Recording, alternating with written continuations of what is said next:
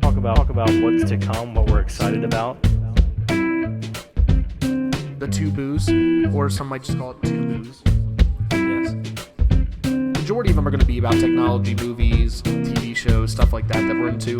But then we will on the side have odd stuff like this. Yes. Just fun, dumb discussions about really random stuff, just to be honest with you.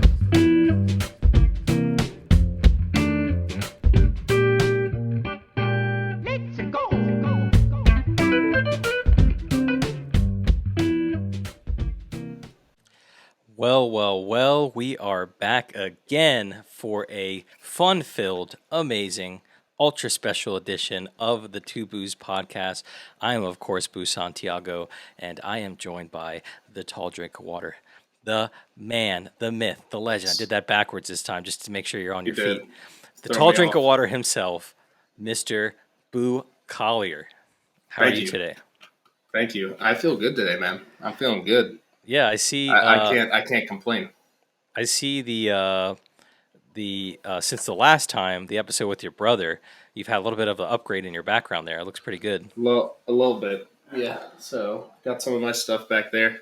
I have to get better lighting. Boo and I were just talking about this. My lighting, I have a little light over here. It's like but I have to switch that up. But once we get that going, and to be honest, I could do. This sounds a little inappropriate, but I could do any angle in this room because over here I have lightsabers, which two of them I have to replace the kyber crystals in because they don't light up. Right. And then if I flip this around, this wall over here, I have Legos and stuff. I have a Nick Foles, signed Nick Foles Philly special, God yes, and then I have my Star Wars stuff against the wall, and I have a couch in here. So we could even eventually one day you and I just film like together in here. I have an L-shaped couch now here. We could just film right in here, man. Yeah, we should definitely do that inside the man cave for sure. We should. But, yeah, but it's still a little bit of a janky setup, but I'm making it work. Hey, we're getting there one step at a time. You know, after our first episode that we post, I guess not our first episode, but episode 36, but it was our first video episode. You know, even after that, we've gotten some good feedback. We've gotten some people checking it out. A lot of people seem to enjoy it. We've shared it around here and there. But I got feedback that people had an issue with me standing during the episode, which I wasn't even aware that was even bothering anyone, but my wife said it. I had some friends reach out. They also said that it was an issue. So today I can confirm that thanks to that feedback, I am now sitting in a stool. So I will be a little bit more stationary. I don't know if you guys even noticed I was standing in the last episode. No, we were talking about this and can you still hear me okay? Yeah, sorry, I hit the table there, so I shook my camera. I got excited. I thought it was gone. I didn't even notice it. I didn't even notice it, to be honest with you. I doubt Lee did either. I had no idea. I mean, I was sitting comfortably. I felt good. I mean, you must have been hurting. I mean, you're a strong young man. You work out. You have some leg muscles. But I try. Mean, standing for like an hour and a half, dude. It was. What do you like? Why are you even doing that to yourself? There's no need for that. In all fairness, I did have like a little pad under my feet, so it did help. I think it's also like the DJ in me also is like used to standing for long periods of time. So like I have all these controls. I know the folks can't see it, but behind the camera, some CZ. Behind the camera, I have a mixer, a bunch of controls for the stream here. So like I feel like standing, I just and quickly can like jump around if I need to. But, you know, I'm getting used to the stationary life. It's not bad. It's an adjustment, but, you know, we'll get there just like anything. You're going to be okay, dude. You're going to be okay. You know, I remember Boo and I used to work somewhere where we had to stand on our feet a lot and take appointments. Mm-hmm. I don't know. I mean, at this point, it doesn't even matter because you can't say we can just, I can't say it where we work together. We just got to keep that going. We just got to keep that going. No one can ever know. Yeah, no one can ever know. You guys can just look us up on LinkedIn and see our whole work history, but that's true. You know, we'll keep it secret. It rhymes with actually no, I can't do it. That'd be too quick. If you have to go give it away way too quick. Yeah. If you want to see Boo and I's success, just look us up on LinkedIn. Very successful, both of us. Millions of dollars. Yeah. Mansions, Ferraris, Lamborghinis. Boo's a Porsche kind of guy. I'm a Beamer kind of guy. It's honestly I'm just kidding. crazy. I'm joking. It's crazy how much time we have on our hands, being so rich and filthy rich that we even can do this podcast. But Well, we're of the people, so yeah, we hire people to do our work so we don't have to do it, and then we just that's do true. podcasts. But you know what? That's why we wait a year to podcast, because we're so damn busy That's right. that we have to take a whole year just to work, and then one day we're like, remember that like poor thing we used to do? Mm-hmm. Exactly. We used to podcast like the regular folk. Let's give it a shot again, because we're not very good at it, and we need to be successful in this as well. No, I'm just joking. Boo and I wish I had that type of money, but well, I was gonna say, regular dudes. speaking of the old job, if it wasn't for that old job, the two Boos wouldn't even exist. I mean, thanks to that job, it pretty much brought us together. Yeah, it might be one Boo. It might be. We would have two different podcasts. It'd be the One Boo podcast, and then there'd be another One Boo podcast, right? And then we would rival each other, and we would never realize how much greater it could be if we would just join forces and come together, baby. But thankfully, that hasn't happened.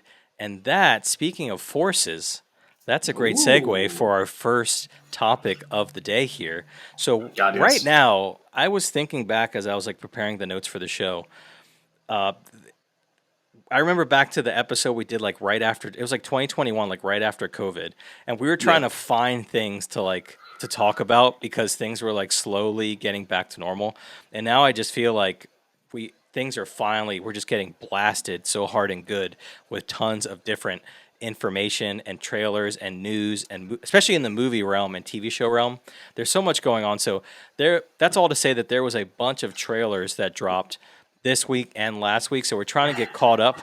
We're going to have a couple reactions to those, but the first trailer that I wanted to react to is none other than a Star Wars based trailer. It's for a TV series coming out on Disney Plus. It's called The Acolyte. Brian, have you heard of this? I've heard of it. I have not watched the trailer yet. Okay. I've seen some mixed bag reviews. I'll just put it that way. I'm still trying to get over the whole. What did you say about something in our face? Just getting hit so good in the face or something like that you said a second ago? Well, of course, I was saying that we've just been blasted and sprayed with so much movie news and trailers that it's sometimes hard to keep up with. When you're getting blasted consistently, it's really hard to keep track of where it's coming from, Yeah, no, I'm not going to agree to that one. The way that you just put it. You said getting squirted and blasted and sprayed. Well, it's sprayed. Similar. Sometimes you just get, it's just overwhelming. You literally said that you can't keep track of where it's coming from. So I've never been in that situation, but as in the movie trailers, we can't find out. They're just coming from all angles, But I guess I can't really relate, and I'm not going to on a live podcast. But that's what we're here for. You can take that one for the team. What we're going to do is just wipe through all that gunk and sploosh of movie news, and just go ahead and see what we can find and see what we like, because that's what it's about. And I'm excited to enjoy that with you, right here face to face. I like getting splooshed in the face with my best friend. It's a lot of fun. That's what I've heard. So, dude, it sounds disgusting and evil, but it's not. Yeah, okay. There's nothing that bonds two friends more than getting splooshed on with each other. Sploosh with information. Well, yeah, of course. Exactly. Yeah. So that's all to say that we are very excited to go through and give you guys some reactions to these. So Brian, he's aware of the show, has not seen the trailer yet. I will say I have seen this trailer, but I definitely was waiting to really dig deep and kind of dig into it with you, obviously, here on the podcast. So a little bit of background about the show. This show actually takes place, from what I'm reading, several years before even the prequels. And it has to do with the Jedi Order and conflict with the Sith order that is starting either on the rise or starting to come after the Jedis. So just kind of a brief background of where this kind of takes place in the series. And there's been a lot of talk about the creative minds behind the series. I believe her name is Lena Headland. I might be pronouncing that wrong. But you know her name. You say it out loud. But she has been very outspoken. You keep talking. Yeah. You keep talking. I got to plug my computer in. I just realized I never did it because I've been switching computers back and forth. I'll be right back. And we do not want that to die midstream. So that is a good call. So yeah, while Brian's getting his everything charged up, making sure we don't lose him during this beautiful stream of the podcast. What I was saying is that the writer, creator of the show itself has been very outspoken about her intentions with the show itself. She has a particular type of characters that she'd like to build, type of things she'd like to advocate for. This has kind of maybe rubbed people the wrong way. They're kind of concerned that maybe the style or her intentions might overtake or the message might overtake the actual meat of what the show is going to be. And I think Brian is back here with us, so I'll bring him back in. Hello, good sir. Yeah, what up, dog? So anyhow, without further ado, let's go ahead and jump into the trailer itself. And we'll just go ahead and let this play, and we'll chat about it and see what you think. If there's anything you want me to pause for, just let me know.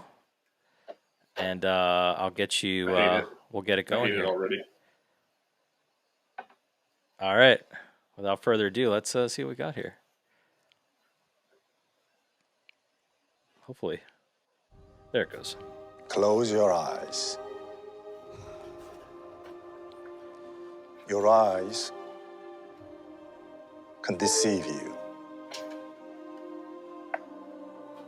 We must not trust them.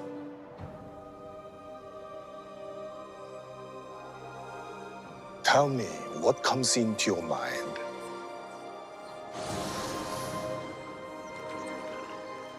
Life.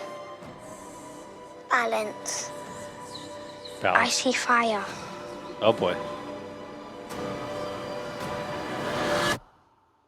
Pick the most generic looking white one. All right, here's one thing I'm just going to start with here. And I was wondering this when I first saw it. Why does she have a knife? You know what's funny?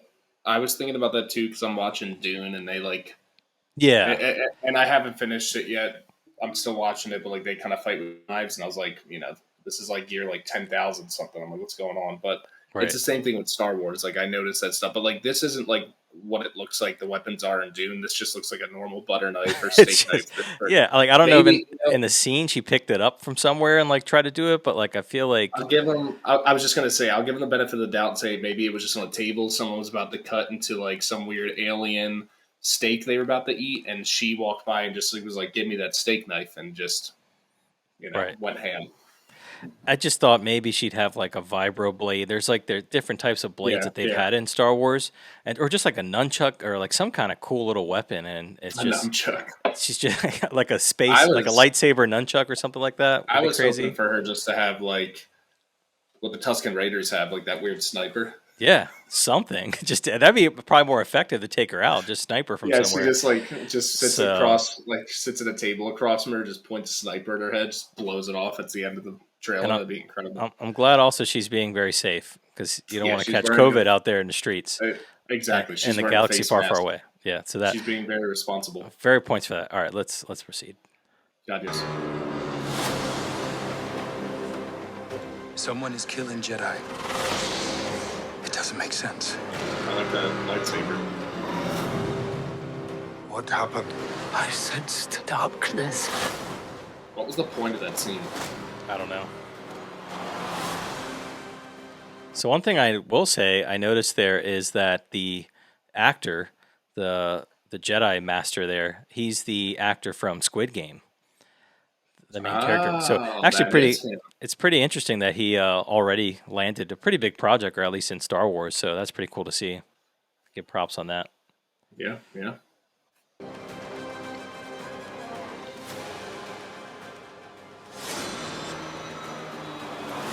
Okay. This isn't about good or bad. This is about power and who is allowed to use it. Was that the same girl? She doesn't have a mask on.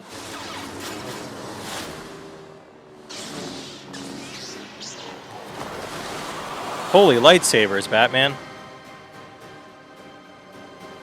It's just, I just don't understand. It's they're gonna do, which I kind of already, and I know this is probably gonna lead into what you're talking about, but I feel like they've already done it. But they just keep pumping out Star Wars stuff like they did with Marvel, and that whole we've talked about it 40 times. That whole burnout with Marvel, the content wasn't good that they're pumping out. It got, let's just be real, it got political. And it's just like, I'm really nervous and sad almost that I feel like it's just going to happen with Star Wars if it hasn't already at this point. And like that trailer was, yeah, it could have had its moments, but I feel like it just didn't deliver. Like it just, once again, it's almost like the Kong versus Godzilla thing. It just looked corny. yeah. And I think the issue here as well, I think the fact that it is so far in the past, this is where my concerns come in, is that whenever you give someone the fact that this takes place so far ahead, you run into the issue of now changes that you make or things that you put in place now have an effect to canon or things that have happened further down the line. And that gets a little concerning. So that's the other thing. And it's also, too, how many new people are you going to bring to Star Wars like with this type of show? I don't know. But I mean, they hit all the boxes on every different type of person you could have in the show from that trailer. I mean, they made sure to hit every right. every type of person, age, sexuality, and that's why race, everything, man. That's why I wanted to mention about the actual creator, because Lucasfilm, or Kathleen Kennedy in particular, the executive producer at Lucasfilm, she made a big stink about this woman taking the helm on this series, and the woman was very clear that she had very particular perspectives and expectations she wanted to make for the show, which I always think is going to be a risk whenever you try to implement something so deeply that sometimes that can overtake some of the more common things that we might find in characters that we end up drawing to. And these are all pretty much new characters in this show that we really haven't been familiar with. And I think that's the other problem, is that these are pretty much new characters. Now, you could argue that Mando was a new character, Din was a new character, Grogu was, but they were still familiar to us. You know, Mando was a Mandalorian. We were aware of the lore. We knew about the style, how they work. And Grogu was the same species as Yoda. So we had that familiarity, if I can talk. And I think here, sorry, I'm just getting fired up. Here, I think you don't really have that. Now, I have heard rumors, and you might not know this, but there is rumors that apparently Yoda might be making an appearance in this, which also concerns me a little bit. Well, I was going to ask you that, and this I'm assuming it's going to be CGI Yoda. We ain't getting. Maybe we will get puppet Yoda. I don't know. They could do. They kind of do. I mean, that's what they do with Grogu. Is like some of it is actual puppet, some of it is CGI, a little mix of both. But I was literally going to ask you, like, where's Yoda? Because he should be in this at this point. So, but it's also like, and you would know better than I do. Is this based off a book, or is this just somebody decided to make this story up? I don't believe so. It might have been. I've been hearing people, like, there was a guy at work that was throwing around that it wasn't anything like the Acolyte, but I was like, I wasn't sure what exactly he was referring to. I can see right now the Acolyte TV series and see what comes up on it. Let's see. American. I think actually the creator itself just did it. Leslie Headland is the woman I was talking about. Part of the set in the end of the High Republic era before the events of the main Star Wars films, and follows a Jedi investigation into a series of crimes. Doesn't seem like it is based off anything. This looks like it's all just an original idea. So this is just a repeat of Anakin going in there in Order 66, just slaughtering everybody. That's interesting. That's on a grander scale, but they literally said somebody's going around killing Jedi. So it's just we're just recycling the same idea again. Stupid. Right. And here's the thing. Like you see in that trailer, they see the red saber and they're all shocked. And it's like the Sith and the Jedi have been at odds for years. Like there's mythology as the start of the Sith weren't just created like 100 years before the prequels. I don't think it actually says here how far that is, but it like they have to be aware of Sith. So it's not like this is an ongoing thing, the light and the dark side. So I don't know, because that's also really strange. Shocked. They seemed very shocked, and then there was like, let's all pull our lightsabers and light them up around each other. Let's whip them out. To me, that kind of seems like a gotcha, like just a gimme. Like, okay, look, we have different color lightsabers. Hey, look, a yellow lightsaber. Hey, look, a green one. Well, that's what I'm saying. So they kind of did. Now everyone has their opinion, but they kind of did Rey dirty, because Rey was supposed to be like the yellow lightsaber in Star Wars. You know, Rise of Skywalker, that awful scene that we talked about where she's like, I'm a Skywalker. And it's like, no, you're not. shut the hell up. But she has her little makeshift lightsaber, which is kind of cool that she made, and it's yellow. And it was like, wow, they just pooped all over it now. They pooped all over it with this rando, however many years prior that had a yellow lightsaber. Yeah. It's just, it's little things like that. But I'm like, I think it just seems like we're recycling the same story. We have Anakin 2.0, female version, probably just wiping out Jedi. Yeah. I don't know, man. I don't know. And I think it's worth saying, like, if you listen to our previous episodes, you'll know that we're huge Star Wars fans. I mean, look, you mentioned it. I mean, you have Star Wars stuff literally behind you right now. I can see it. We both have Star Wars tattoos. Like, it's not like we're just, not committed to this. Yeah, we're not crapping on it just to crap on it. It's just gotten to the point where it's just hard for me to get excited for Star Wars content because I just don't feel like Star Wars. Exactly. Look at that. We have invested so much. We've invested time, money, resources, conversations, everything for it, and it just feels like right now there's just something missing. It's just not there. Exactly. I love it. It's just there's something off, man. And it's what you and I talked about. It's Disney. How do I put this without offending people? But at this point, who gives a shizzy? Because we've talked about before, but it's Disney's creative direction is very off from what it used to be. Not that it was always perfect, but it's like I feel like it was Disney as soon as they hit, and going back to Marvel real quick, but as soon as they hit Endgame, as soon as Endgame was over, and they had to reinvent, they didn't just reinvent Marvel.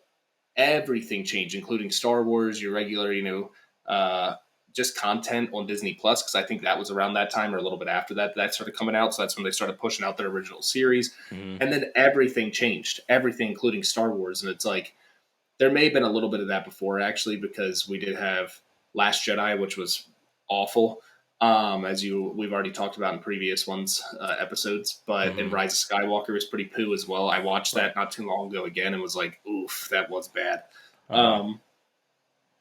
But then, because what year did Endgame come out? Endgame 2000, finished. Was that 18? I think it was 2018. Yeah, I believe it was 2018 or 19. Mm-hmm. And I think that's around when Star Wars wrapped up too, like the sequel series. Yeah, 2019. I'm pretty sure was Rise of Skywalker. That's when that came out. Yeah, check when Endgame came out real quick, just so my math is correct. 2019 was Avengers Endgame. Okay, so it was around 2019 that everything started to kind of shake up, or we saw a little bit of it in the beginning, but I really think that's when it hit, and that's really when it started. And it's just affecting so much, and I don't even have Disney Plus right now. I got rid of it because I don't care for the content. Yeah. Ahsoka had its moments. I didn't hate Ahsoka, but the ending I thought was wasn't up to par with what I wanted it to be. But it's I don't even care, man. I just had burnout, and unfortunately, that's not only crept in the Marvel, but it's also crept in the Star Wars, and it just feels like they're pushing out content to push it out, and it's I don't need to have content if it's going to be mediocre. Right. You know what I mean? The Mandalorian's one thing. Ahsoka was pretty good, but then some of these other series, I'm like, why?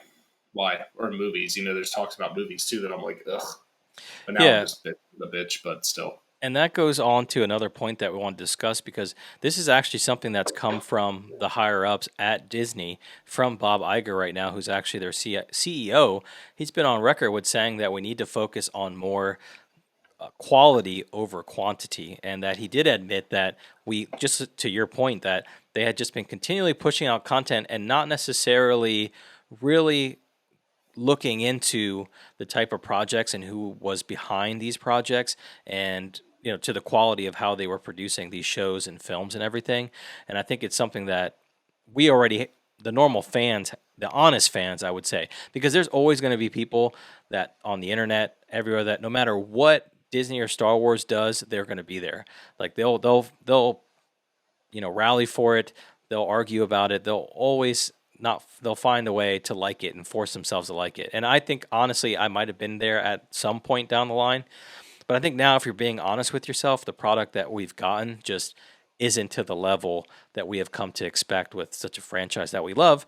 And it looks like Disney's realizing that. Now, my thing, though, is I don't know if I believe it. It's hard for me to believe that they're actually going to take a quality approach, because you just never know with these companies. But the appeal just isn't there. You're seeing it. You have major projects coming out that are just flops. The Marvels that dropped not too long ago, back in November, that was a huge flop. One of the lowest grossing superhero films, critically really bad. And even now, the critics themselves aren't even really excited to see these films, and are not really behind it anymore.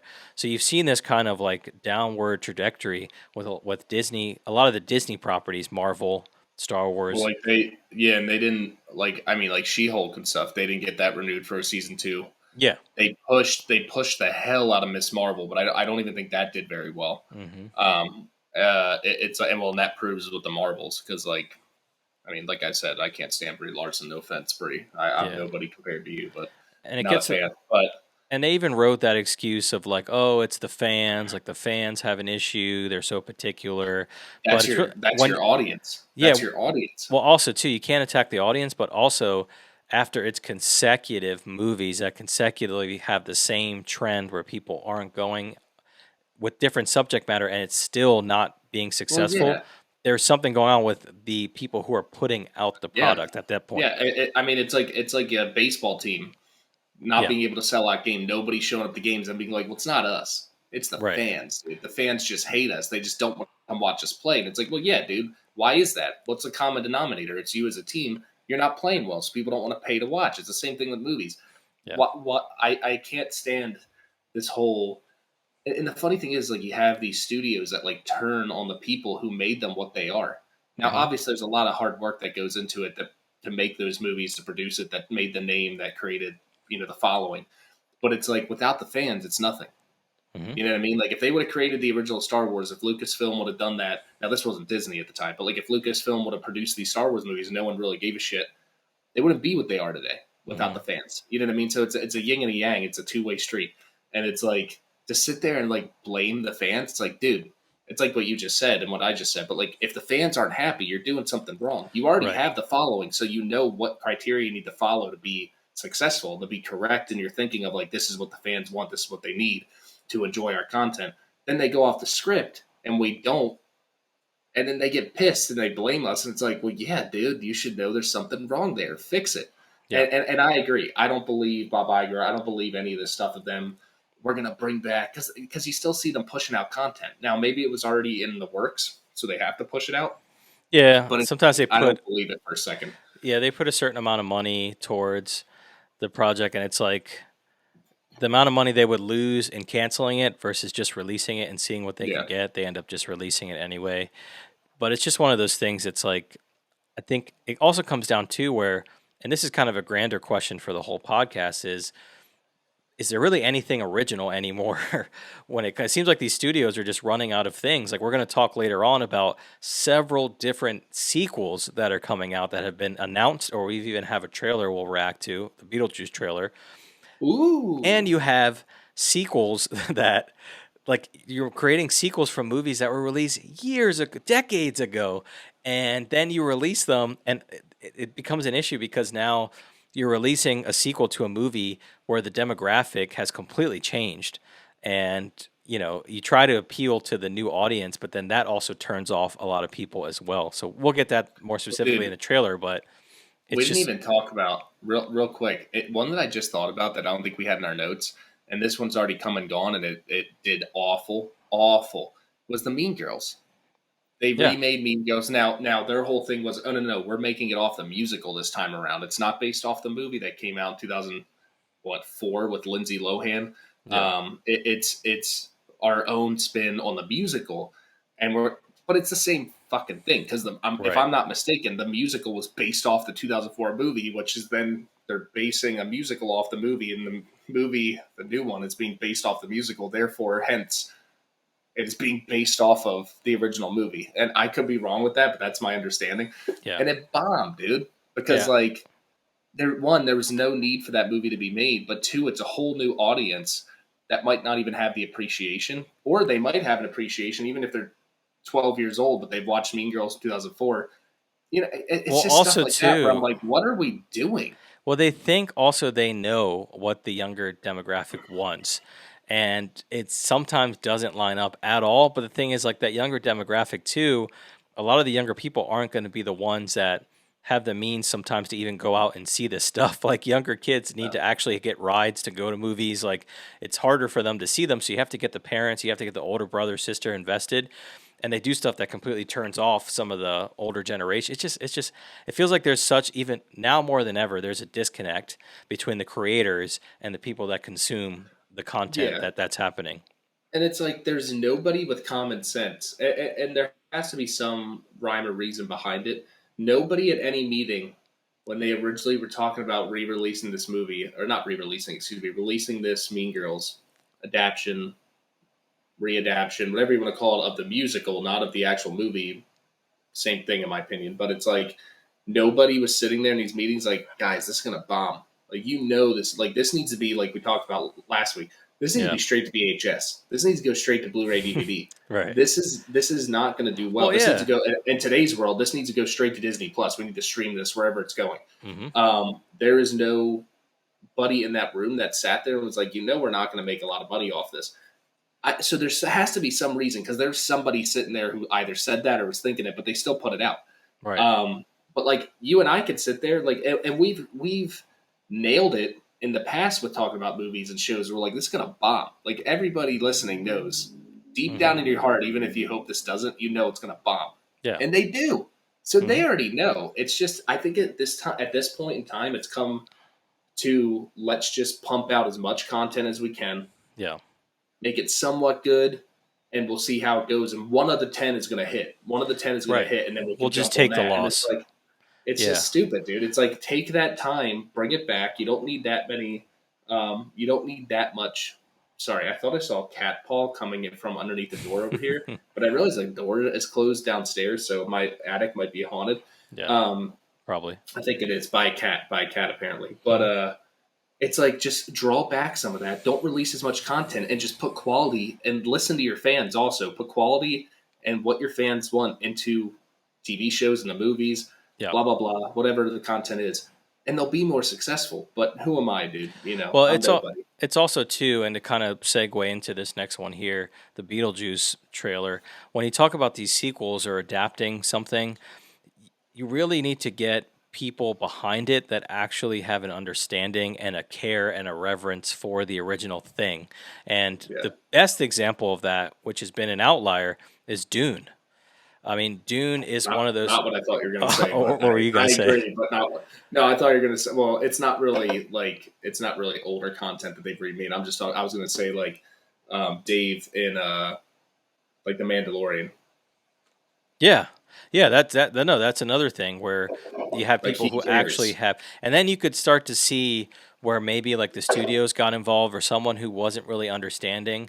And you look at like Boba Fett series, you look at Mandalorian, like the 3rd season, like things got a little bit muddled. You don't really see where the intention is, where the story's going, and you really need that if that goes into the quality of the content that you're putting out. And I think Dune is a perfect example. The director actually went with an understanding and a reverence and a respect for the actual source material and made something that is breaking records, and people are seeing it and seeing it multiple times. I saw it twice in theaters. It's breaking records. Did you really? I did, yeah. It was that good. And that's the thing, like it's a phenomenon, and that's the crazy thing is this used to be a regular thing that would happen. If you look back into like the 2000s, when Harry Potter, Lord of the Rings, those big movies came out, you always had a franchise or something that consistently was performing, but that's completely changed now. It's so different. It's also I think it was COVID as well. They theaters weren't doing what, like I feel like I know. We don't got to get into COVID, but like I think COVID and everything would happen with that, and like us not being able to go to movies because like you and I used to go to movies all the time for like every Friday night. Your wife, my wife, and us were going out and seeing movies, and I feel like that like weird 6 months or whatever the hell it was, 3 months of COVID, kind of killed it for me, and I haven't really been back to the movies much except for here and there. Mm-hmm. So I think a lot of people now just stay home, and that's not because I'm scared to go outside by any means, but it's you know what I mean. But it's like. I feel like that kind of like broke my streak. And then after that, it all became about streaming at home. Yeah. Yeah. Which is sad because I love going to the people movies. got kind of, that's another thing that is worth saying. Like people got pretty used to just waiting, and I'll just wait and I'll stream it at home later on. I won't go see it. But I think for those who argue that you can't make a film now that's like an event film that people are going to want to actually see in the presence of other people, I think that is still possible. You know, you look at Oppenheimer, you look at Barbie, you look at Dune. There's still Spider-Man, No Way Home as well. There's still tons of movies that it can still happen if you have the right recipe, if you do it, and you know, hopefully that can be something that'll happen. But like I said, these bigger studios and corporations need to learn. So anyhow, that leads me into another, like we said, another sequel that's coming out. So Beetlejuice is getting a sequel. Beetlejuice originally came out in the 1980s.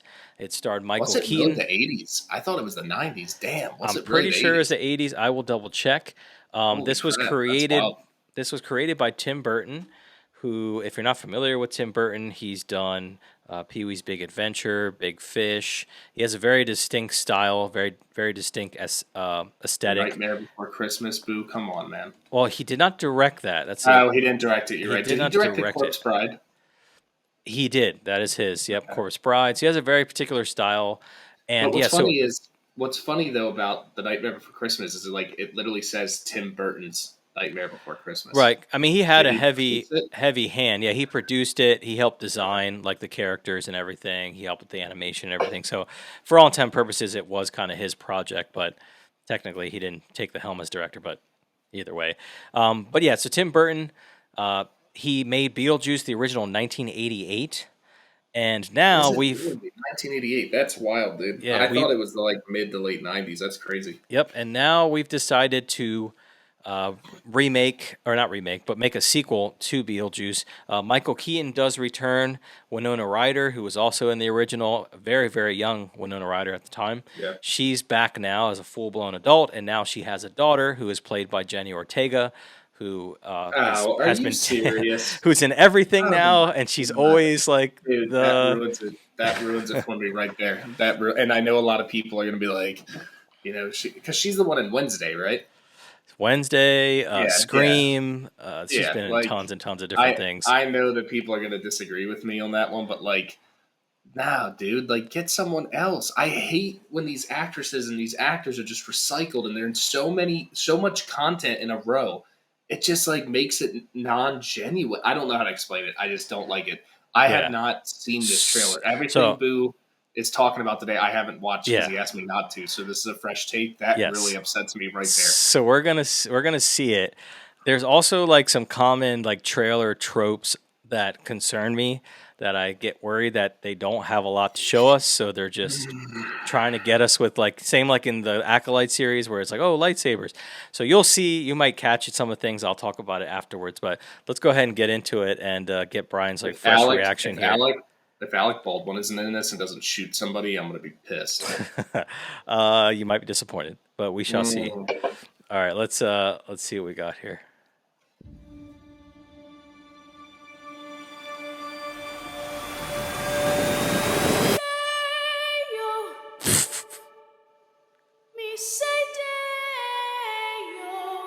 So she's essentially just Wednesday in this as well, like.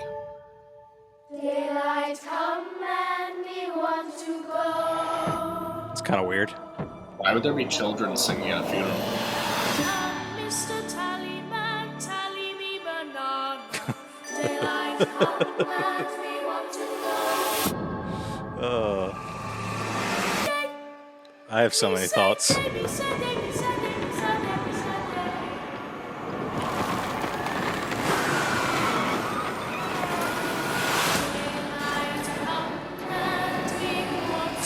What is happening? Okay. I was like, what's going on? The juice is loose.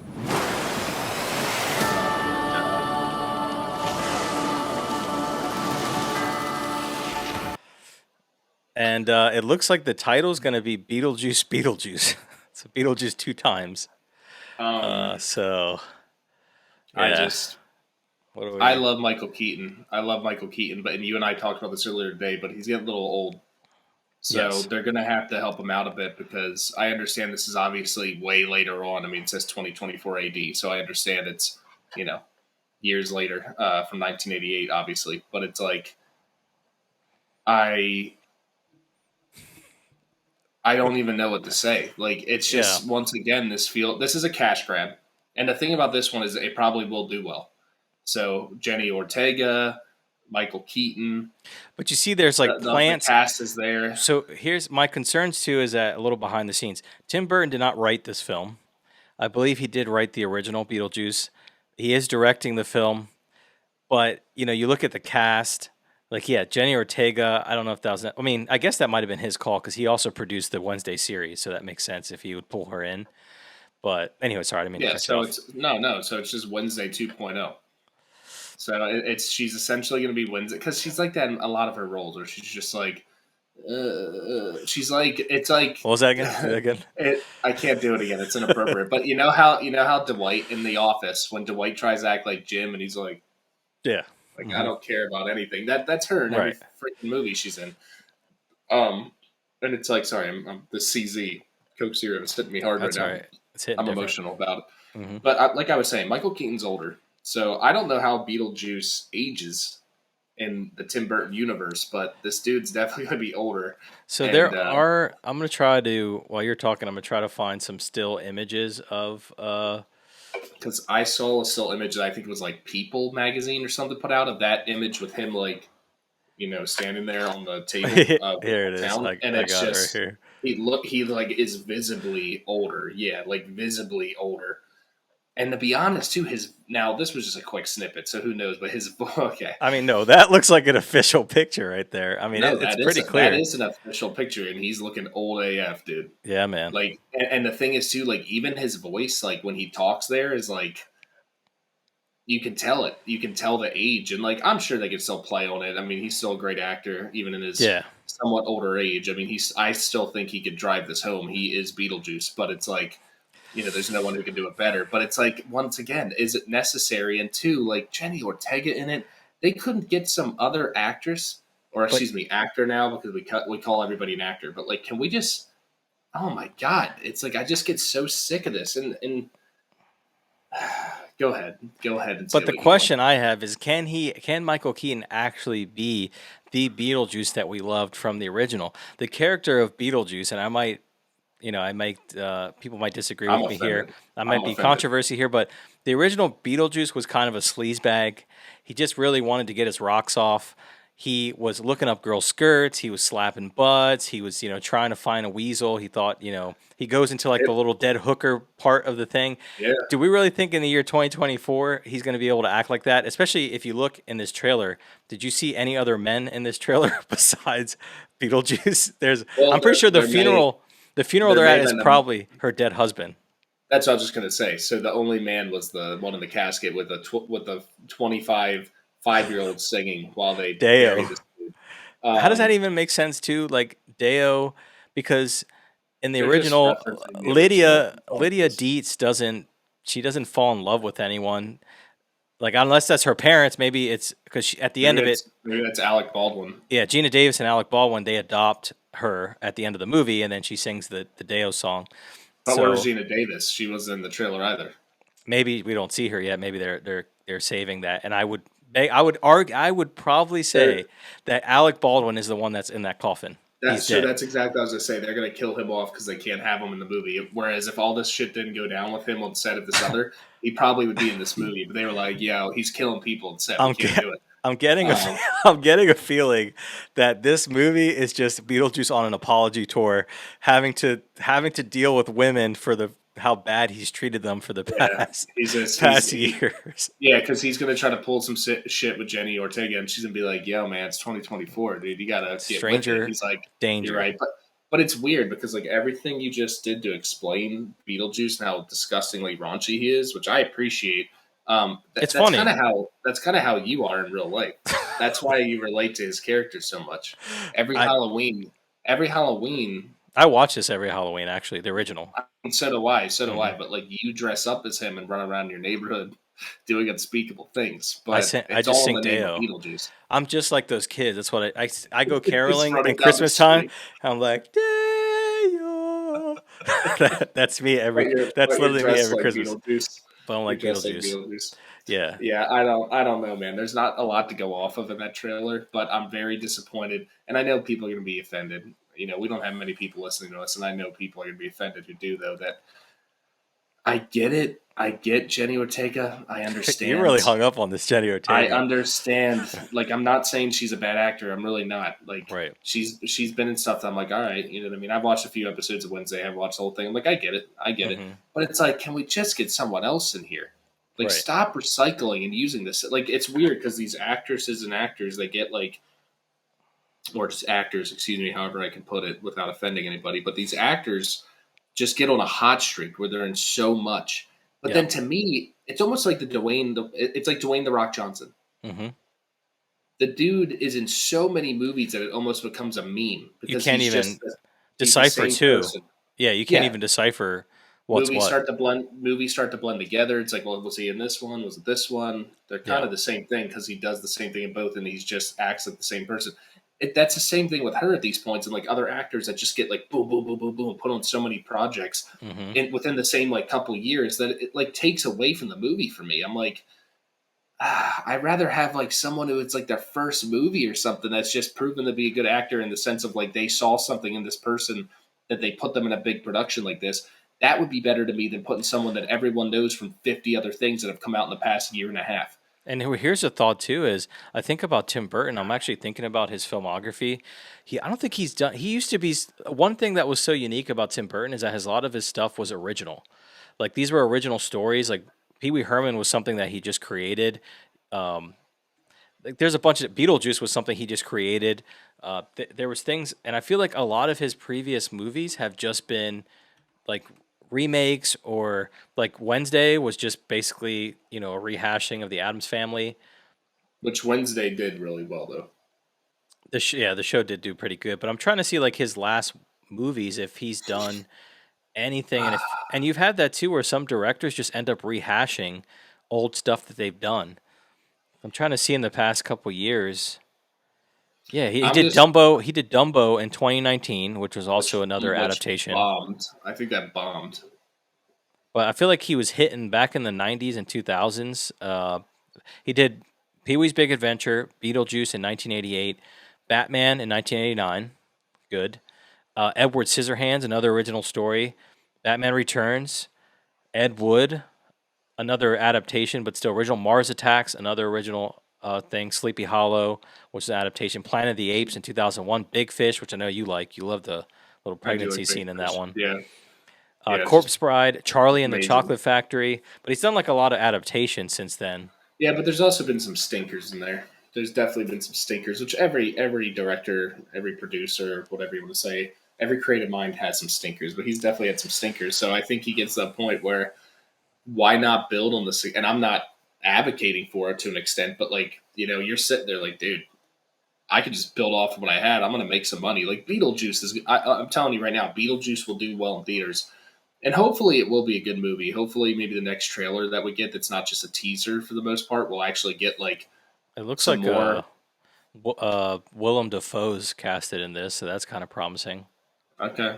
I'm trying to find an actual like synopsis, but it doesn't seem Willem Dafoe looks like a Beetlejuice character, and they wouldn't even have to do anything to him. That's very true. Like he could fit into that world perfectly. Just it's like that meme of him in the back of like the car where he's like smiling. Like he could just fit into that like waiting room scene. Yeah. With Beetlejuice, he could just be one of the people sitting there that he's talking to, and they don't have to do anything besides have him sit there and just be himself. Mm-hmm. But again, this begs the question: is there anything original, or is everything? Can we just expect it to be just repeats, rehashed, and all that? I said before in the trailer, there's sometimes like I feel like that's a common trope in these newer trailers where they take a known song from maybe the original or like a known song that we know, and they do like this epic kind of like reverb, revamping version of the song like they did with Deo. I don't think that was really necessary, but like why make it this epic kind of like, a haunting kind of thing instead of just making it kind of silly like the original one? Like it's comedy, mixed with a little bit of horror and just kind of lean into that. So I don't know, the tone just seems off for me, but again, it just begs the question. Kind of the theme of this episode is like, is anything original? Is there any original ideas, or are we just going to get more rehashes? So while we're on that trajectory, we might as well just keep going down that rabbit hole. So sad. I want to ask you a question, Brian. What does Yes. Shrek 2, Hereditary, Uncut Gems, the 8 Spider-Man live-action films, and the Skywalker saga have in common. You probably won't get it. I mean, I will tell you. I don't know. All of these movies are getting re-releases in theaters in the next month. I did see that, yeah. And the following. And this just adds to our point of like, what's going on here? It's a cash grab, dude. It's all a cash grab because you're going to have some weirdos who are like, yo, I want to go see Shrek 2. I'm kind of interested. Yeah. Relive if any of those movies. Like, I'm going to relive my childhood and go watch Shrek 2 in the theaters. Like, oh, God, yes. But, yeah, it's just like, I agree. It's not necessary, but there's, like I said, there's a reason behind why they're doing it because they're going to make some money off it. Because at the end of the day, this is all about making money. That's all it's ever been about. That's all it's about. If they were smart, they would listen to their fans and they hopefully would make more money. But you don't there's a science behind it. You don't think there's maybe a little bit of desperate, that they're maybe feeling desperate? That's why they try to put these extra things out there because of the lack of other content. They're like, okay, our new stuff isn't selling, so we're just going to put this old stuff that we know is tried and true and get them a shot. They'll probably make more money re-releasing like Revenge of the Sith in theaters. I would go see that than they did with like the Marvels. Yeah, I actually. So it's like, yeah, it probably is to an extent because once again, like we said before, they release so much shit and they don't focus on quality. It's more quantity than it is quality, and it's proven through the numbers that like even the most Ant-Man, Quantumania and stuff, like these movies don't do well. It's too much. They're not really done well. So like, yeah, you release, Empire Strikes Back. You re-release Shrek 2, classic. What were some of the other ones that you said? Uncut Gems. Hereditary 2 is kind of strange. It's coming out on IMAX. Listen, and I've talked about this in the past. Hereditary is the scariest movie I've ever watched. It is beyond a doubt the most frightening movie I have ever seen. I did not watch it in theaters. I watched it at a friend's house and was like, I left like troubled. So that one I understand as well because I actually wouldn't mind seeing that in theaters because that movie is like, that's a damn good horror movie. I love my horror. But it's like, yeah. But like the thing is, those movies probably will get some crowds going in. Like what we talked about. It's like, yeah, I would go see like Empire Strikes Back, Revenge of the Sith again. Am I going to? I have a daughter now, so probably not. But we should though. I would go see Revenge of the Sith. I'd love to see that. I'd love to see the prequels again in theaters because when I was so young, I saw them all in theaters, but I was so young. So it'd be nice. That's the thing too. Is like I was going to say that earlier, just kind of rewinding back. We were talking about like I think COVID crapped all over movies being released in theaters and people going to see them. Yeah. Because that's when we started getting like direct. We were talking about like direct to VHS, direct to DVD, and then it was like direct to home streaming. Like Warner Brothers had that whole deal with HBO where like they were releasing stuff in theaters and then they were releasing it like right on their streaming service with Max. They did it with like Mortal Kombat. They did it with like Godzilla vs. Kong, the first one that came out. I think there were some other ones too. And it was like, why? Like that kills it. That kills movie theaters, man. And they, it was all about like going to the movies when we were younger. And even like you and I, like in our 20s and stuff and pre-COVID, like we would go all the time. And it was like an experience. It was like we got to go to the movie. I didn't just go home and turn it on and be like, all right. But I think it was Tom Cruise came out and said like Tom Cruise is like, I'm not making any movies that are going to go straight to streaming. Like that's not what I'm doing. I'm an actor and I make movies that people are going to go see and pay. Yeah, obviously because they make more money that way too, I believe. But they were like, he's like, I'm going to make a movie that they're going to go see in theaters and they're going to enjoy, like genuinely enjoy in theaters. And I think that's a problem too. Is like we focus so much on these streaming services that the love and passion that went into making a movie to go to the big screen, like the ones you just mentioned that they're re-releasing again, like brought to the table and like people wanted to go see them and pay that money, like the Lord of the Rings and stuff like that. Like it's crazy because today Rings of Power, like this stuff would just be released on like streaming services and it'd be like it's not the same magic, man. It's not the same magic, but that's why the movies that they're re-releasing right now had that magic. So people are like, I'll pay some money to go see them. Yeah, but that's what I'm saying. Like, I feel like this isn't a good look for those companies. It's kind of them admitting They don't care. that, They like, don't care.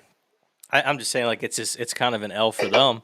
Yeah, we'll enjoy it, and yeah, they'll get a little bit more money, but I don't know. It's just interesting to me, and I just thought that was just interesting that all these re-releases were happening. Now I know the Skywalker saga is in line with May the 4th, sorry, and Revenge of the 5th. May the 5th, Cinco de Mayo.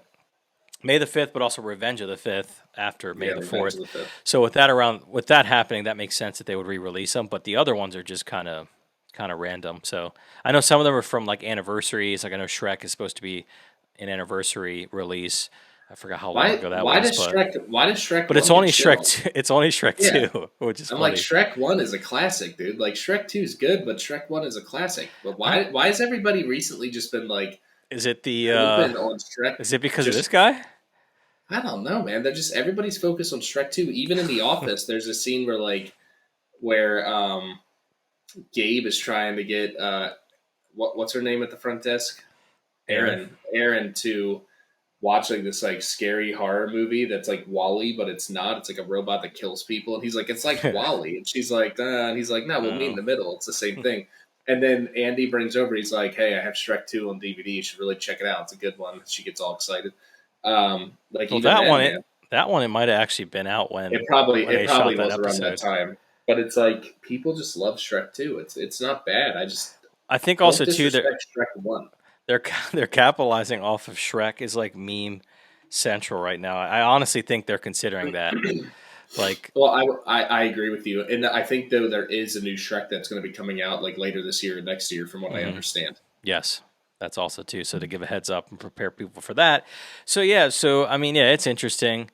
It's just like I said, I feel like it's kind of an L for these companies. It shows that it's just more proof that like something's got to give, and they got to try to change something up to get something more original going. But speaking along those lines, like I had to mention about some of the other announcements that we had for sequels and remakes that are coming out. So another sequel that got announced is Happy Gilmore 2, kind of getting the Beetlejuice treatment, where that original one came out in the 90s, and now we're actually doing a whole remake, or a sequel again of that movie years later. And again, some of the comedy in Happy Gilmore, I think, also doesn't translate nowadays. I mean, it's kind of silly at points, but there are some jokes in there that might not fly necessarily today. So I feel like Adam Sandler also gets a pass. He's one of those guys that gets a pass for a lot of stuff. I was literally just going to say that because a lot of his content that he's come out with recently, like his just funny man stuff, like not the serious stuff, like Spaceman and all that kind of stuff, but like he still uses somewhat similar comedy to what he did in the 90s, 2000s, 2010s. Like Adam Sandler has been very... Are you a Standler? Are you a Stan for Adam Sandler? A Standler? I'm a Standler. I'm a Standler like how you stand during podcasts. Exactly. You're Standlering it. But he's been pretty, what's the word, like even keeled his whole way through. Like he's just kind of kept that going. So I think he'll get a pass. And I told you today, we were talking earlier today, Boo and I were hanging out face to face. And if you guys didn't know, Boo's actually in the same room as me. He's just sitting in the corner facing the wall over there. Yeah, exactly. But I think it's because Carl Weathers passed away this year. So it's like, why not just, they can honor him in some way, shape, or form. It probably would be funny, but it's like Happy Gilmore is such a classic. I don't want them to screw it up with a second one and like put a bad taste in our mouth then when we think about Happy Gilmore. You know what I mean? Like, I don't think you could ever mess that movie up, but it's like, is this necessary? But I love Adam Sandler, and I love the goofy bullshit he comes out with. Like even, what was the one, like Hubie Halloween? Yeah. It's just classic Adam Sandler, goofball, weird stuff, and like I love it. I've watched that the past 2 Halloweens. Michelle, even Michelle was laughing. She's like, "This is stupid," but even she was laughing. It's just classic Adam Sandler. They could do it again. We'll see. I told you about this. It was the animated movie Leo that came out on Netflix. Was him too, and it's great. And there's a huge voice cast in it. It was so good. It was funny. It had music, and it had like adult jokes, but also still had a good message, like for the kids, and nothing over the top. It just felt like normal movies that used to come out, normal Sandler movies and stuff. I'm Well, trying dude, to see. he did Hotel Transylvania with all of his buddies, like David Spade and Rob Schneider and all them. Mhm. Kevin, what's his name? Kevin, I can't Nealon? think of his name. No. Kevin Smith? Yeah, Kevin Smith. You Kevin know, Nealon. Kevin Nealon. Kevin Nealon's in Happy Gilmore. He's the one that's like, Oh, be yeah, the he ball, is. just Yeah. tap it in. He might be in it, to be honest. I don't know if he's in Hotel Transylvania. Chris Rock is. Like, he took his crew from, like, Grown Ups and all his movies and before that. And, like, they're just funny, man. But I think he'll get a pass. So, like, that one, I'm like, ultimately, is it necessary? No. No, we don't need that. And I hope it doesn't taint Happy Gilmore, the original one, which I highly doubt it will. But it might get a pass. I'll probably watch that, but that's going to be straight to Netflix because he has deals with Netflix right now, so that's going straight to Netflix. The best line in that movie, one of the good lines in that movie is, Shooter McGavin says, "I eat pieces of shit for you for breakfast," and he's like, "You eat piece of shit, really?" And he just looks at him. He's like, "No." Yeah. Well, also, yeah, also. Endless Love, I'm a music fan. Endless Love with Diana Ross and I'm blanking on the name, All Night Long, Lionel Richie. They play that song, and then at the end of the scene, it's the guy on the Zamboni singing the song. Like that movie gives me, like, I don't know what it is, but it's like a comfort.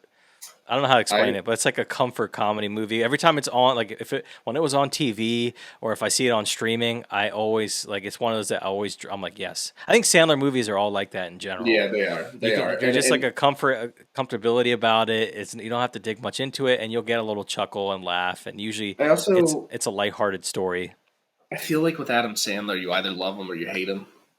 Because, like, I really love him, and I know people are like, "Nah, dude, he's annoying as hell." Like, my parents, they're like, "No." But I think with that movie, my favorite scene is when his girlfriend leaves, and he's like, "Baby, don't leave. Like, please come back." He's like, "I'll do anything you want." I wanna kiss you all over and over again. So good. And then that Asian woman comes up, and he's like, "Till the night comes in." It's so good. So good. It's so good. He wakes up the next morning and she's like wearing his like hockey jersey. They're subtle. There's very subtle things. Also, the random cameo from Ben Stiller in there, like as the nursing home guy. He'll be. I think he'll be in the sequel. And then, well, sadly he's passed away. But Bob Barker. Yeah. Like it's like just iconic scenes. That's why I'm like, you don't need to do it. But if they do it right.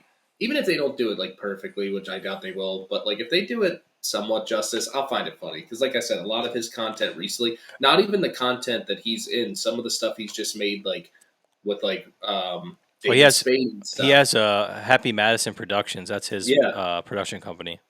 It's not good. Most of the movies aren't necessarily good, but I find them. It's just that same Wrong comedy. Missy.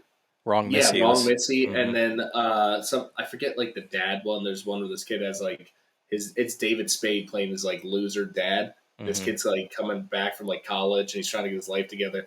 That one I think it's bad, but I think it's funny. Hubie Halloween, like I said, to me now it's a Halloween classic. I'm gonna watch. I think it's hilarious, but it's like stupid. But yeah, there's a lot of movies that he's made where I'm like, or he's had his hand in, or the production has. Happy Madison Productions, but I'm like, I like it, so I think it'll do well.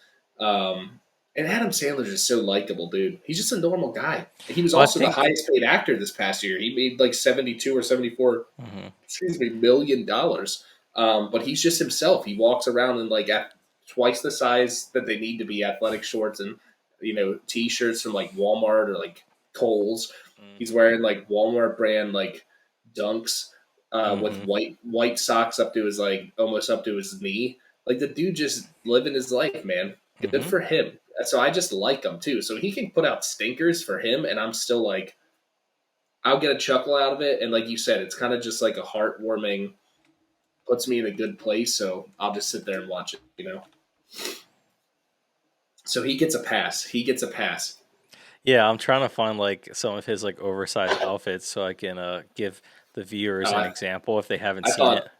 I thought you were like picking a boogie or something. That's why you went off screen. No, I was just showing kind of his getup so people can get an idea of kind of his fresh Yeah, outfits he literally just walks. This is like he walks around like this on city streets, and he'll like that middle image. He's like playing basketball. Like he'll play like pickup games and stuff with like randos on the street. Like he's just a normal dude.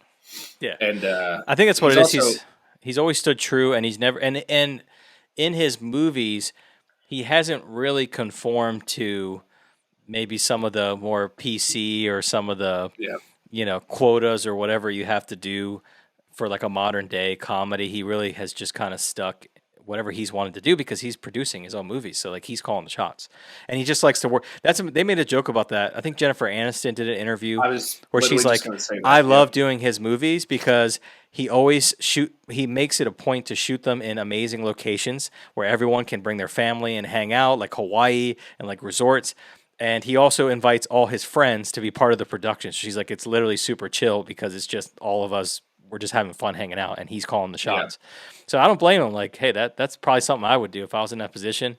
Why not? Like, and people are still seeing it, and he still has that name. So yeah, I mean, that's what I was gonna say. Like the murder mystery and stuff movies, they're good. Mm-hmm.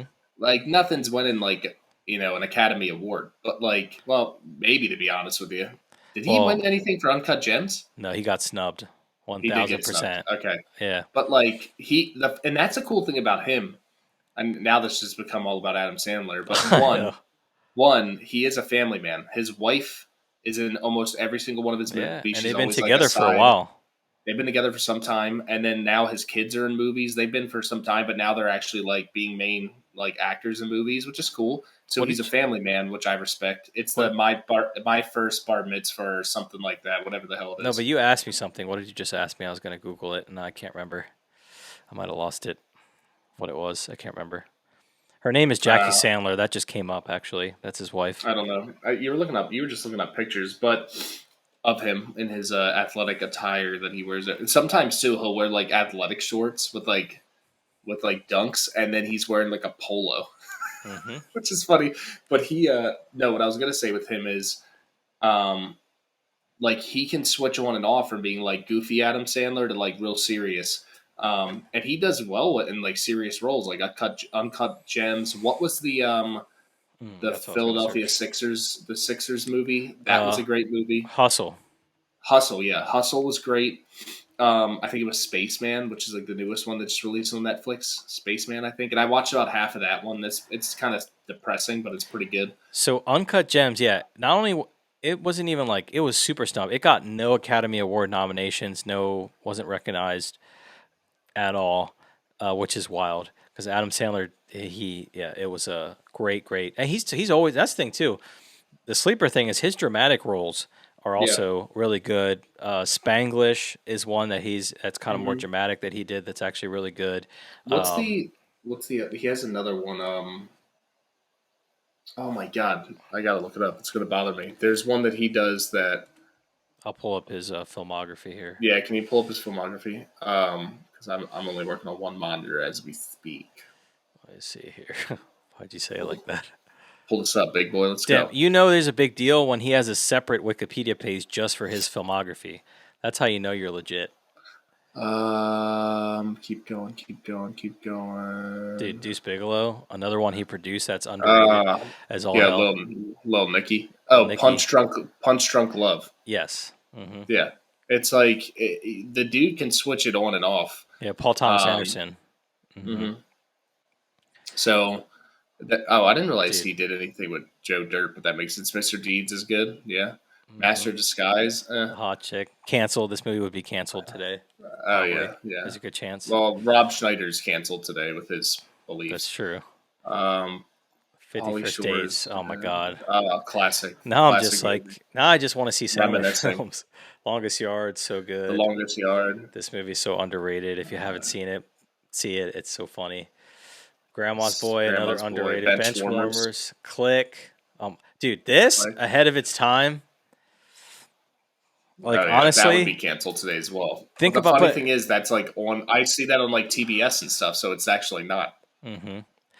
But to be honest, that film Balls and but wieners. I was balls and wieners. I was gonna say like that movie though actually sticks up for the LGBTQ Right. community and stuff like That's why I that in said that movie. he was ahead of its time with the advocating for, equal rights or marriage rights or what have you. Yeah, So yeah, he was kind of on it, but he also though, what's great about that film is he found a way to make fun of things, but still, like, it was a good balance where he was able to come at people and make yeah. jokes that, you're thinking about it, but you don't actually want to say it, but it's actually the truth. He was able to say that and still have it make sense, which I thought, I commend him for that. So yeah, there's just so many. I I mean, agree. the list goes on and on. So anyhow, Adam Sandler, if you haven't seen, what's your comment? If you're watching this on YouTube, what is your favorite Adam Sandler movie? And what's the movie that you always go back to and you're always enjoying? I can tell you my wife's favorite one is Just Go With It. She loves I already knew that movie so much. Yeah, you knew that. I think we've What is watched yours? it on vacation together. We've literally turned that on like on Oh, yeah. Netflix. Well, I feel like that movie's always on TBS. Like Adam Sandler has like a good chunk of TBS every day that like he has movies on. But what's your favorite? I have to say, he has tons of amazing ones, but there's one that sticks out to me because I know I'm gonna get all mushy, but it's like personal to me. Big Daddy.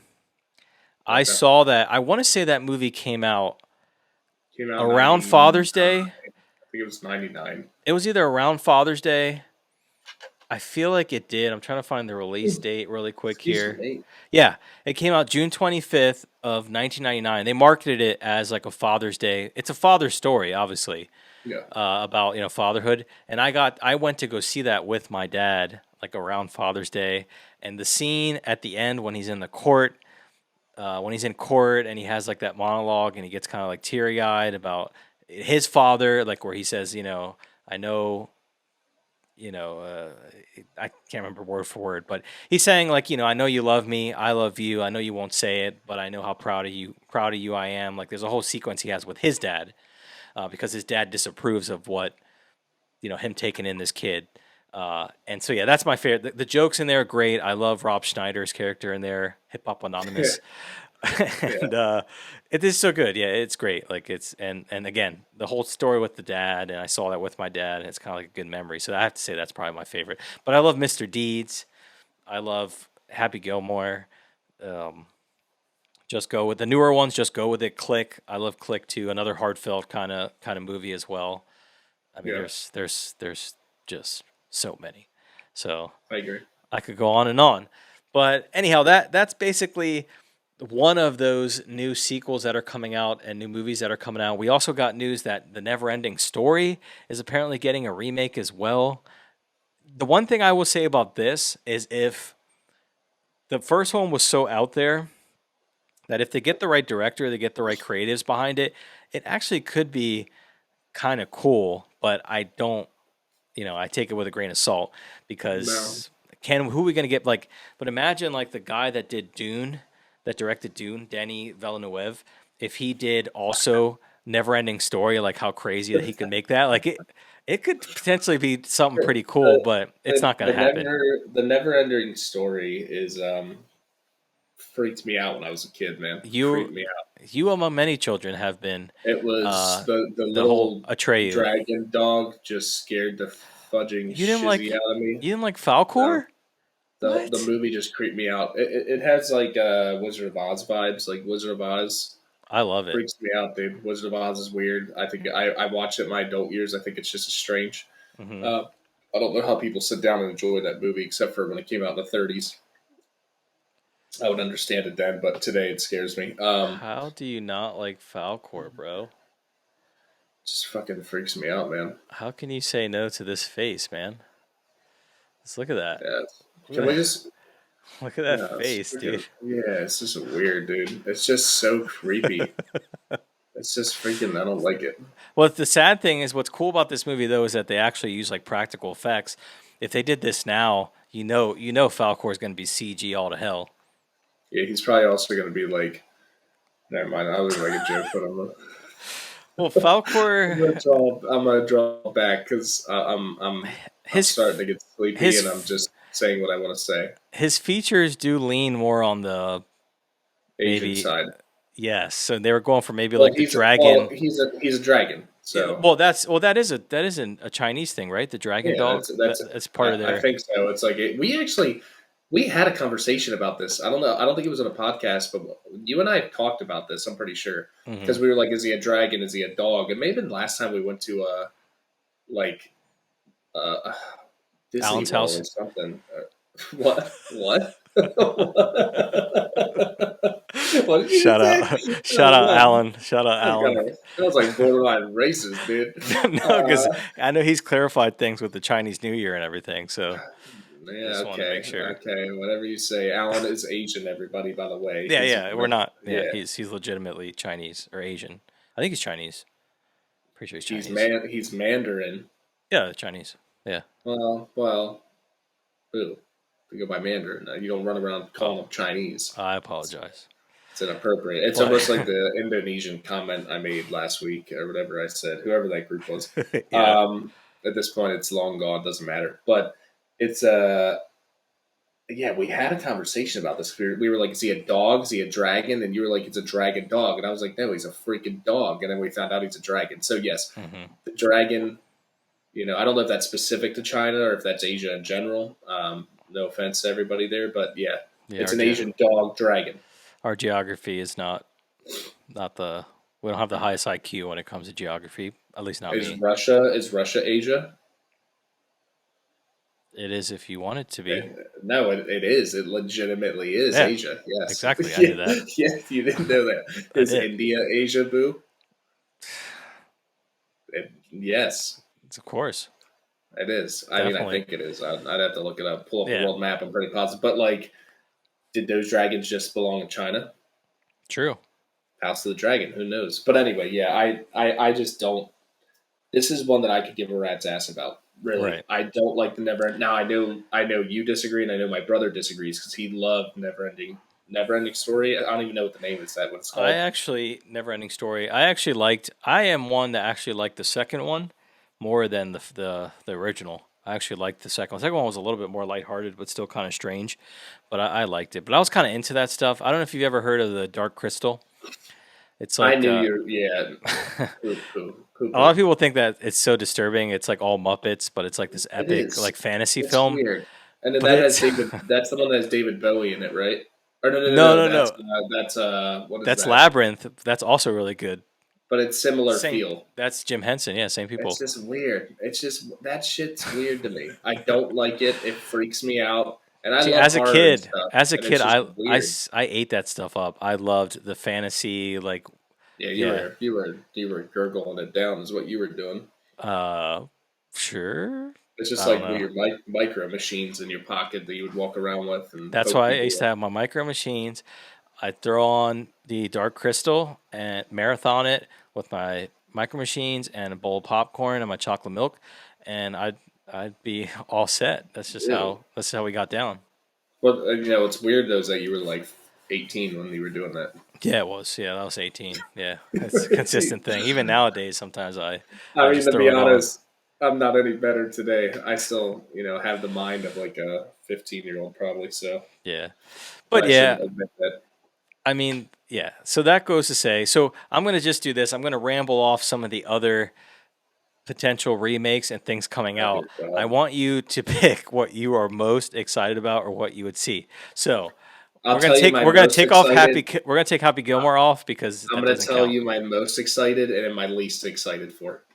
Okay, we got the Sims movie. We got Minecraft. We also got I'm blanking on the last one. That you don't even know the third one. Minecraft. Do you need me to pull it up for you? Alien Romulus, the new Alien movie. Okay. We also got what am I missing? Yeah, so Sims, Minecraft, Alien, Bob the Builder. Oh my dear God. Like a live action? I think so, yeah. Live action. Mm-hmm. Yeah, the guy from as soon as I jinxed it, as soon as I said Bob the Builder, it just did not like that at all. So yes, we got Bob the Builder, Sims, Minecraft, the Alien movie, And we'll stick with those 4. You're What gonna are add, what you're are gonna add you? another one? I was trying to think of another one, but I can't think of Snow White. Out of those 5, Oh my what god, are you that most doesn't even excited for? count. What's Brian pulling up to see Probably. opening day? I mean, out of all probably Alien See, I shouldn't have has a thrown that. horror feel to I it. shouldn't have thrown that in there Yeah, I was because like, that's a giveaway. if so. If I take out Alien, I could tell you. Well, oh man, Snow White might be last, just for the mere fact whoever that actress is and how big of a loser she is.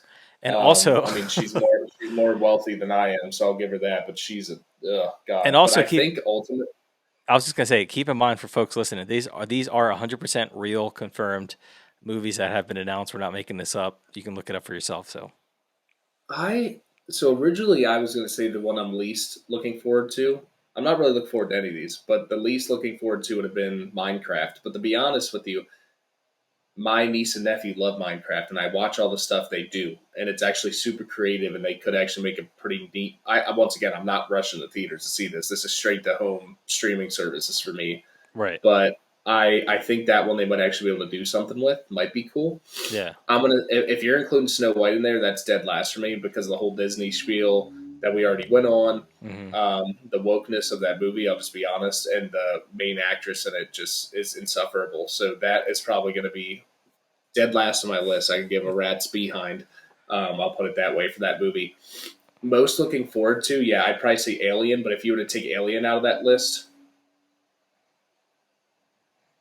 what was it? It was Minecraft, Sims, Snow White, and was there one more? It's slim pickings.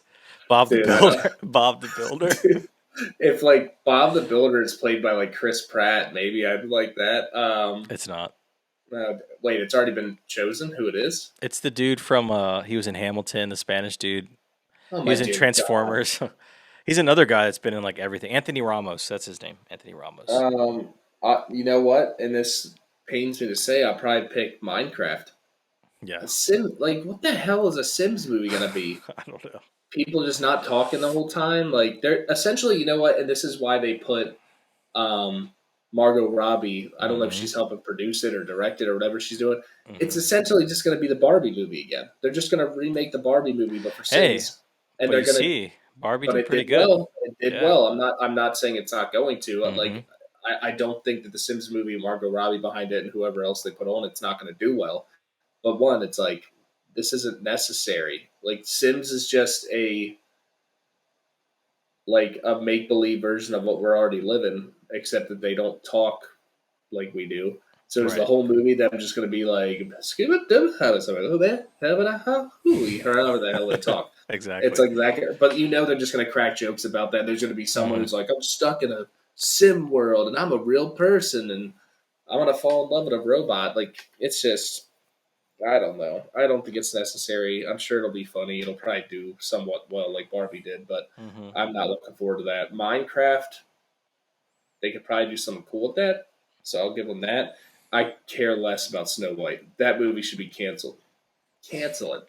There's already been like 12 Snow White movies made. They've also reshot a few things too. There's been a bunch of reshoots and all that. So there was stuff that came out because you know whoever that actor is that's playing Snow White, she was going on like a tour, just like crap talking Disney essentially, crap talking the original content that they're working off of to make this movie. Right. And there was rumors that they had let her go and that it was going to be recasted by somebody else. But at that point, they had filmed probably so much of the movie they were like, nah. But like she's insufferable, man. She's insufferable. To be honest, I don't think she's that great of an actor. So it's like that, and then just who she is, and then it just looks like poo poo. The actual like photos, because originally it was supposed to be like these, like the 7 dwarves were like only one of them was an actual dwarf, and the other ones were like women and like 6'5" men like myself. Like it didn't even make sense. And now they're like CGI'd actual versions of the dwarves, and they look absolutely terrifying. I mean, we're talking Neverending Story type scariness here. Should we pull these up? These new Please do. It's just like it's so bad. I'm like, why? Like, don't even come out with this. Like, that's gonna bomb, and I think that's straight to streaming, probably, in my opinion. They'll probably do streaming as well as. Nah, they'll probably put that in theaters, actually. Oh yeah, I think that might. Oh, you never know. It might actually end up coming out on Disney Plus here, but it almost looks like a freaking AI image of. Dude, it looks awful. Like an AI produced image. If you guys missed this, check this out. For those who are watching, for those who are listening, sorry, but yeah, like it was weird, yeah, because we saw some set photos of actual like humans playing the role, and then all of a sudden Disney just randomly released this, and they're like, "Hey, here are the dwarves," but it just looks it just all looks very off. The picture itself looks very edited, and it does. And she does not look anything like Snow White, besides the dress and somewhat the hair. She herself is not Snow White. I don't understand. I mean, I know why they chose her, but I don't understand. Mm-hmm. She's not Snow White. You know, this is what we talked about before. And then I'm surprised all the dwarves are white. Just being honest, because the set image they had of other people, like some of them are women. You had a wide range of different races. I'm sure there was a wide range of sexualities. Now they could implement that still, but that image suddenly shows a bunch of white men around her. Well, we haven't met them yet, so maybe they have some background. Maybe there are some stories behind those eyes and those little stubby arms. We'll see. Only time will tell. That's how people describe you, the guy with the eyes and stubby arms. Isn't that what they say? That's why I said that, because I can relate. Yeah, there's a lot more to what meets the eye. You know what I'm saying? In real life, yeah. Pretty much, for the most part. Pretty small. But yeah, man, it is very, very interesting. Like I said, I have hope that maybe things could turn around. Like I said, there's been some outliers. There's still some directors, some creative people out there that are still putting out. You know, you got your Chris Nolans of the world, your Scorseses of the world, your Denis Villeneuve's of the world, even Greta Gerwig. Some people would also like her and what she did with Barbie and some of the stuff she's doing as well.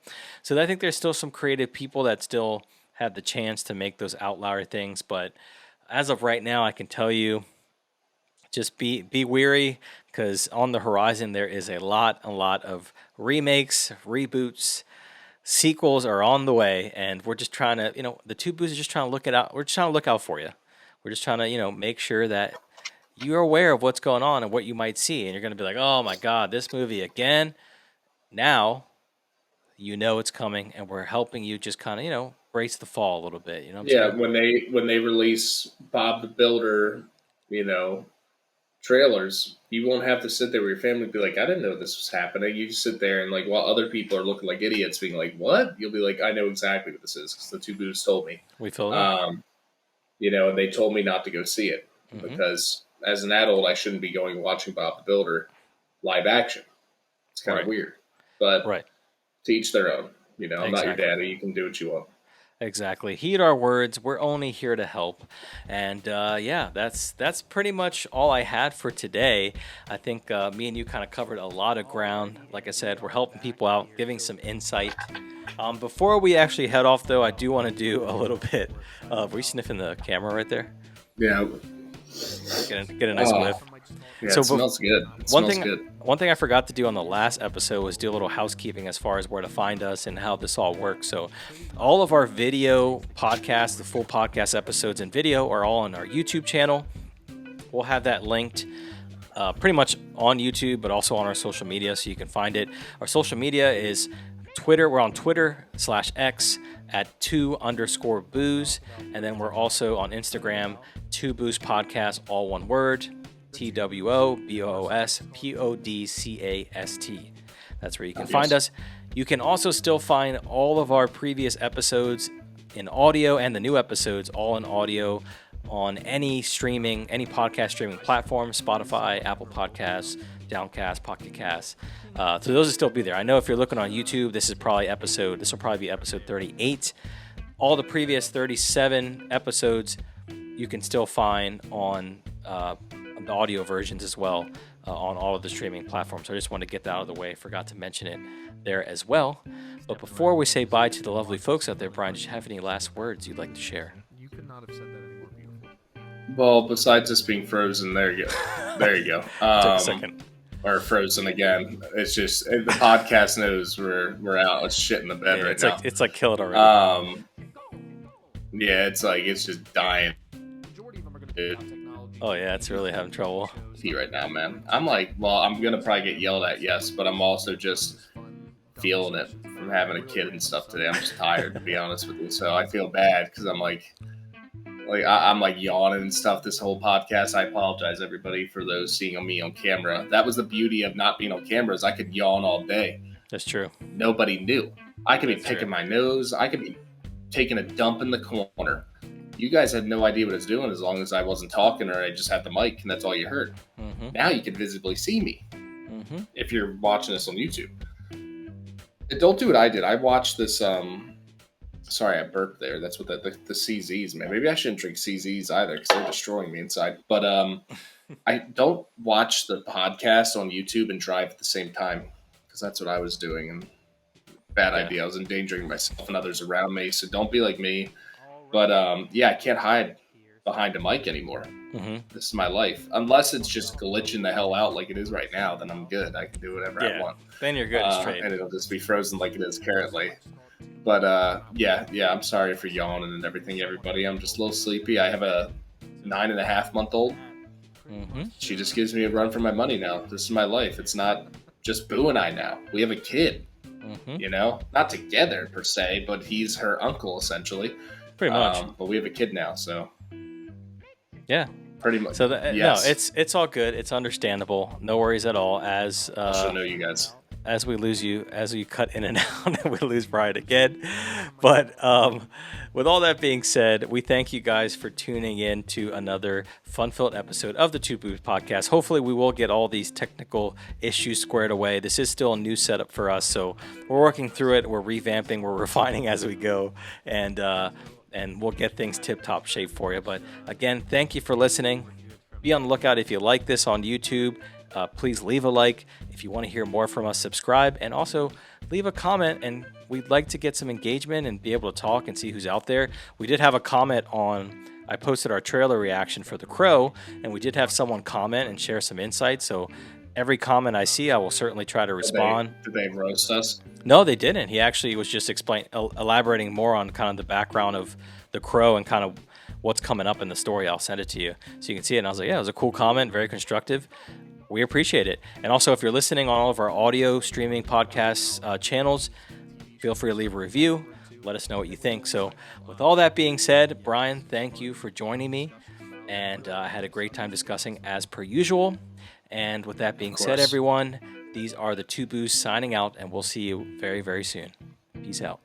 Stay classy, everybody.